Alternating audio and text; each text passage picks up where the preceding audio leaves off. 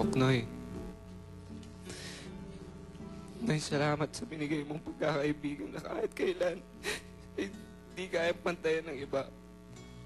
Nagpapasalamat ako sa Diyos at binigyan niya ako ng pagkakataon ng pakilala ka.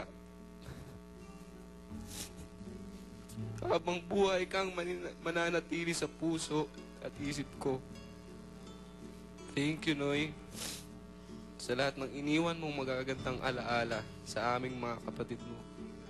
We love you, Noy. Magbabalik pa ang sis.